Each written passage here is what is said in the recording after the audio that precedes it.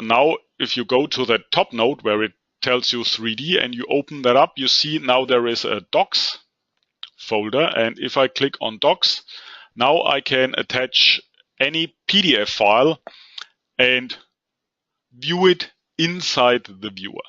So it really opens up inside the viewer. You don't need any Adobe Reader, and especially on mobile devices, it makes life much easier.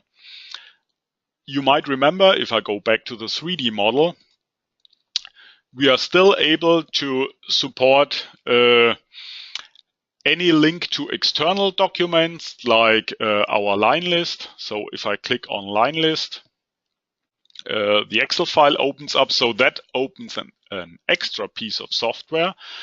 But we can also link to those internal PDF files like the maintenance instruction, and if I click on it, I get the maintenance instruction for that valve. And that's bundled along with the model, so you really can take it with you on your mobile device.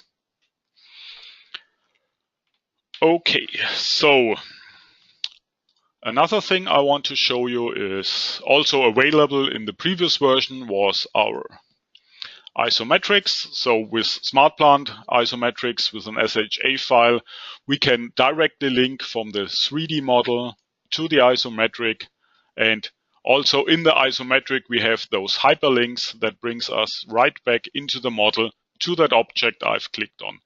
So that's done fully automatically, and we were often asked if that's possible with PNID, and at least with SmartPlant PNID and our PID report adapter, we are now able to create a mapping between the PNIDs and the 3D model. And if I go to that valve, you see here was a drawing found. That's my PNID.